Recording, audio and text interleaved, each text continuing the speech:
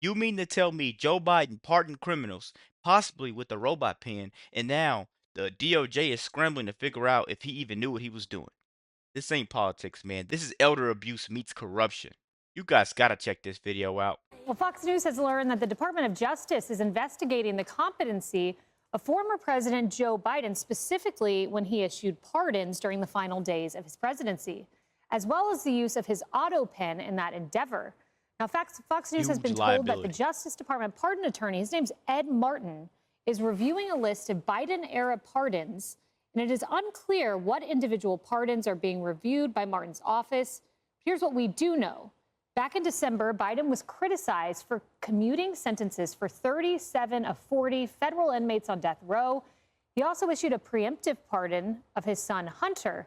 Then in January, it was Inauguration Day, actually. Biden granted pardons to more members of his family, to General Mark Milley, to Dr. Anthony Fauci, Liz Cheney, and several other.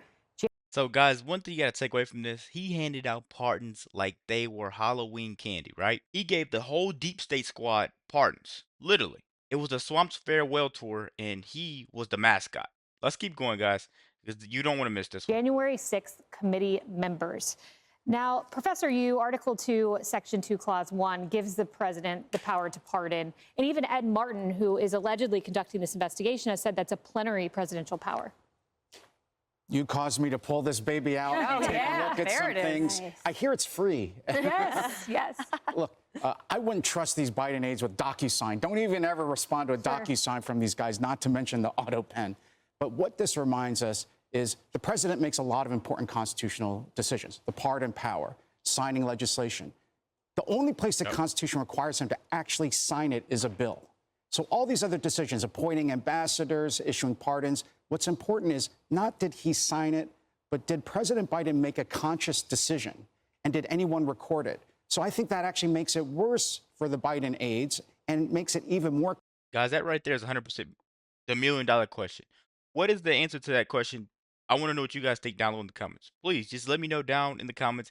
Did he actually decide anything? And when do you think it actually got bad for President Biden? Like, when did he lose his mind? Honestly want to know. Let me know down below in the comments. Let's keep going. Compelling that we should have an investigation. Because one thing we'd say is, can Biden name any of these cop killers? Can he name any of the child murderers that he granted pardons to? Does he remember any of their names? Did any aide actually write down the names when he made the decision? If they can't show that, then what worries me is that these aides seized presidential power, are committing forgery, committing abuse of power. They should either be prosecuted by the Justice Department, and more importantly, Congress should have hearings, should have its own special counsel to figure out, do we need to have a different body rather than the cabinet decide whether a president has become incompetent and needs to be replaced? So as you noted, it's not so much the use of the autopen, it's did he make a decision with specificity for which that autopen was used? Quick question, though, on that congressional investigation. The subpoenas went out, or excuse me, the voluntary kind letters, I call them, went out May 22nd requesting interviews. It's been more than a week. It's been almost 2 weeks. There have not been subpoenas, and that's in House Oversight Committee. Is there a case to be made for having a special congressional committee? Because 1 year from this month, the January 6th committee had done 1,000 depositions and interviews. So far, we have done 0 in this Congress. I didn't know that, but that shows you the kind of urgency you could get if you had a full congressional special committee like Watergate, like Iran-Contra, and like January 6th, with the power of subpoena. If people don't show up and do the interviews, if they lie to the committee, then the Justice Department can and should throw them in jail. And that will get people off their butts and showing up in Congress. And why should these Biden aides even need a subpoena? They should be out in public saying, I did not commit forgery. I did not take advantage of, as Robert Hur said, a well-meaning elderly man with a poor memory to abuse the power of the United States government. But they're not going to show up on their own, so they need to have a subpoena to force them. Yeah, that makes sense. You know, Emily, I want to play for you. This is Ed Martin, who's doing the investigation. Here are his thoughts on the pardon power. No one, I think, with the standard of sort of reasonableness, thinks that what Joe Biden did at the end of his term was particularly reasonable. Now, I happen to think the pardon power is plenary. If you use the auto pen for a pardon power, I don't think that that's necessarily a problem, but the question is, how did this happen?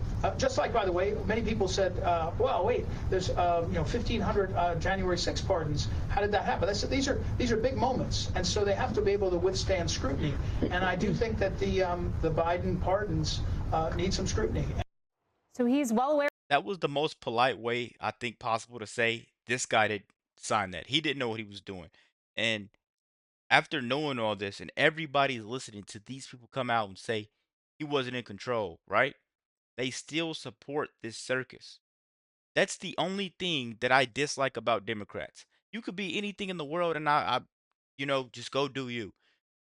They choose to ignore ignorance. Literally, they're choosing to ignore ignorance and they're choosing to act like they don't see what's going on. I try to sit there and show people common sense. They call me crazy. They call me racist. They call me, oh, why are you supporting the orange man? I'm just a bad person. But like I don't know what's worse, a person that ignores ignorance or a person that literally does research and chooses to support what's right.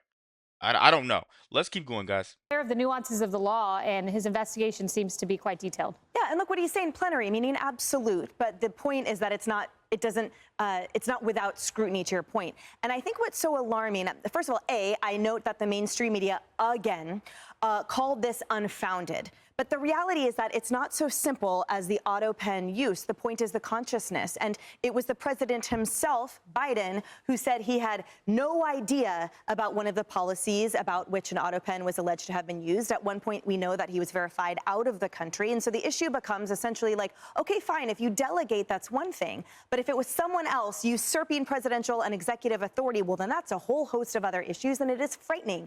And I note that if a president has a call, for example, with a foreign leader or whatever, what is it, 4 different versions? There's always a note taker. Everything is recorded. So for this plenary absolute power, for something that is so infinitely impactful with no room for the courts to intervene at all, then shouldn't there then be a record of that consciousness, of that thought process, right? For wills, we have to prove it up, down, and sideways. So why not for this absolute executive authority? Should we not rest assured that indeed it was the president and not his whole host of children that were around him and all of a sudden veering from all of his public comments about criminal justice, for example, up until then? Although we know that he's a definite sort of cabal family man for sure. And Kennedy, this is why this matters. It's not so much, the Liz Cheneys and Mark Milley's and the political part of this.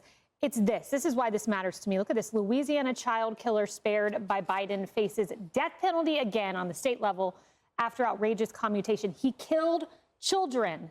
And then you see another one down there, a serial killer, Jorge Torres. I think so that if we were to ask Joe Biden, do you know any of these names of the people that you pardoned? I'm dang near 100% sure he wouldn't know. Like, he'll mess around and say Trump. He'll probably think he pardoned Trump.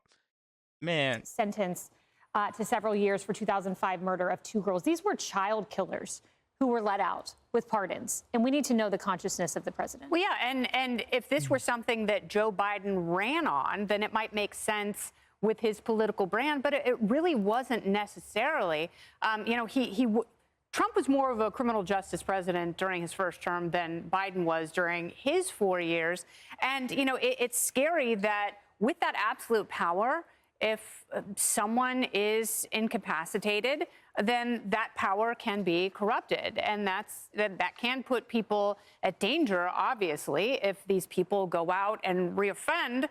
And the ability to change people's lives utterly deserves some accountability. So for everyone who's sitting on the bench during this discussion on the left, you're not going to have a say at the end of the Trump presidency in 2028 when you think that the very same scrutiny should be applied to him and his family and whoever else receives pardons and commutations. Either we fix the whole system and we have accountability for every president, or you can shut the hell up in 3 years when your panties are going to be in a bundle because you're going to be preemptively mad at whatever President Trump does at that time with the power that the left has deemed absolute. Exactly. And Kayleigh, beyond just the pardon power, I mean, there's questions for immigration.